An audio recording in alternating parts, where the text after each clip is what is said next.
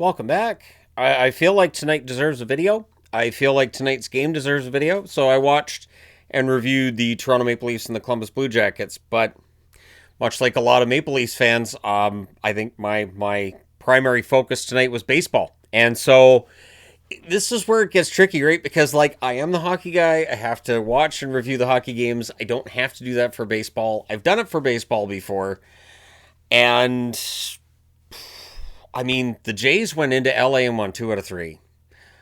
I didn't see that coming. I have got so used to the Blue Jays finding ways to self-destruct when it comes to playoff time that while, fans were asking, in live streams, do you think the Jays have a chance? And I'm like, sure, they have a chance. Sure. And I meant that, but in the back of my mind I was thinking, I hope so. They do seem to find a way to implode in postseasons. So hopefully this is the year they don't. Coming into this series, nobody gave them a chance. There was a lot of Dodgers sweep discussion, and nope. The Dodgers sweep not happening. In fact, if the Dodgers win this, it's going to have to be in 7, and they're going to have to do it in Toronto. So after Toronto won 2 out of 3 in LA, now LA is going to have to win their games in Toronto. And this is the first season in MLB history where the first baseball game is played outside the country, and that was played in Japan. And the final game of the postseason will be played outside the U.S. as well in Canada. So I think the Jays are in great shape. They look fantastic. They look so calm. I think what gets me with this team is just how calm and confident they look. Then there's Trey S. Savage. I got to talk about Trey S. Savage. What an amazing game. Absolutely just a hell of a game.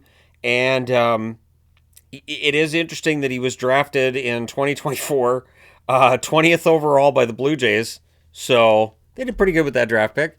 And what they said in the post game was that yes, Savage, I think his salary this year is like $250,000, and if they win the World Series, his share from the World Series will be more money than that.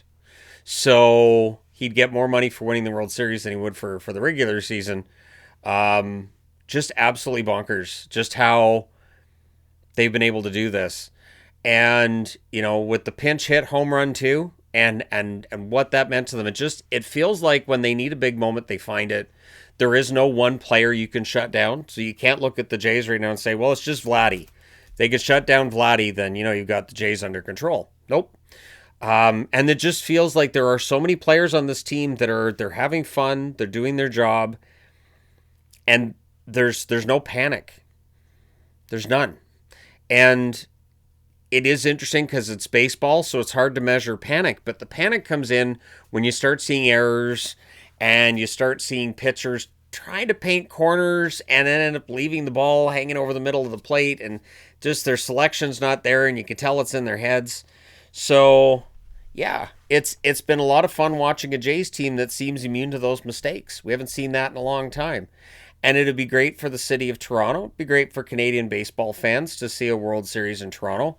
I think whether fans are right or wrong on this, I know that there's been comments about Toronto fans and about Canadian baseball fans that alluded to whether or not Canadian baseball fans actually understand baseball, which is weird. I've mentioned before with the Hockey Channel that if I didn't end up covering hockey, there's a good chance I would have ended up covering baseball. I've always enjoyed baseball. Now, what I enjoy about baseball is less prominent than it used to be, but the Dodgers are a throwback, and it is that pitcher that can go 7 or 8 innings, maybe the full 9.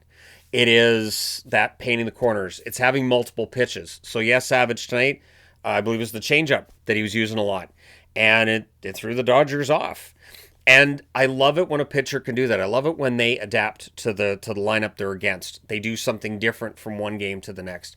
The example I always use is Jimmy Key. Jimmy Key was one of the smartest pitchers I ever watched. Right up there with John Schmaltz. John Schmaltz would be Smoltz, not Schmaltz, Smoltz.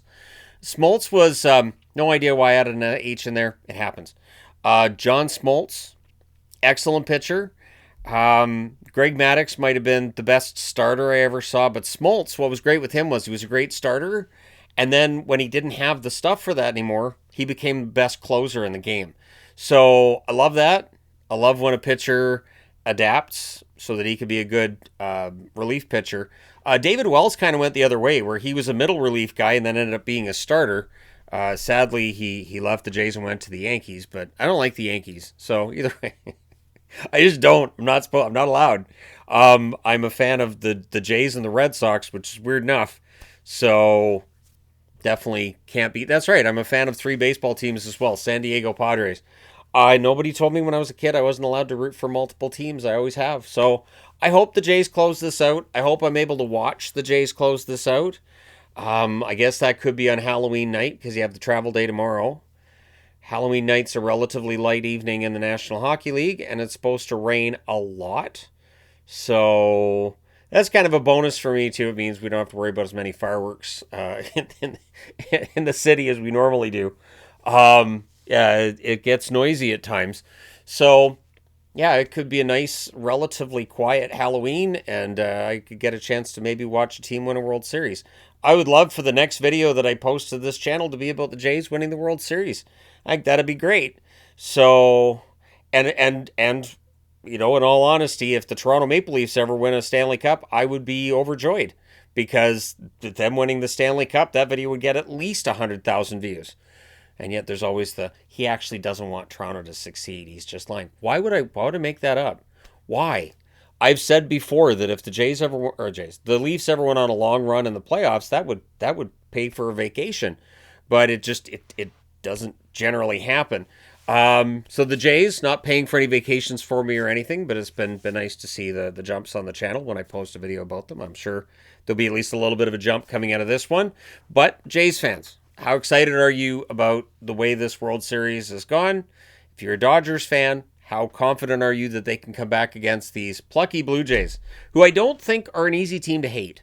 I feel like these Blue Jays are a team that most baseball fans will like because there are a lot of young guys. There are a lot of people just getting their first experience. Remember before the playoffs started, they were like, well, these guys don't have any experience. These guys, they might be out early. And all the naysayers that said that were wrong. So it's been fun to watch people getting proven wrong, especially the ones that were sure the Dodgers were going to destroy the Blue Jays.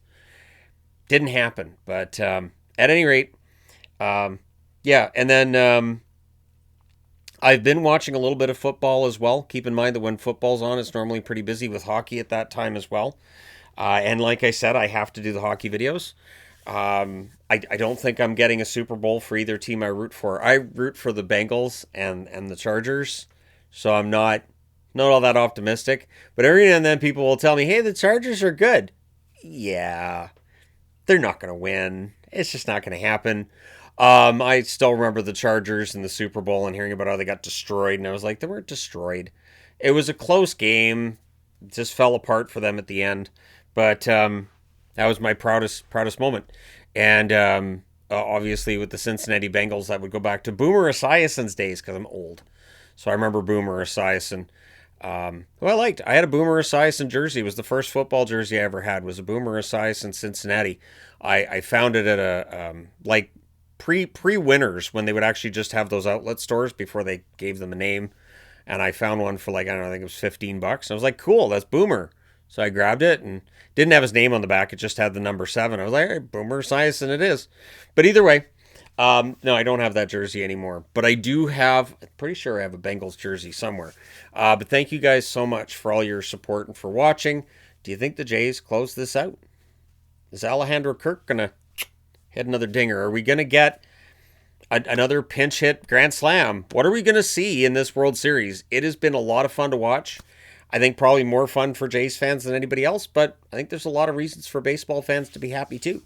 But thank you guys so much for all your support. And that being said, I am done for now. I will talk to you again soon.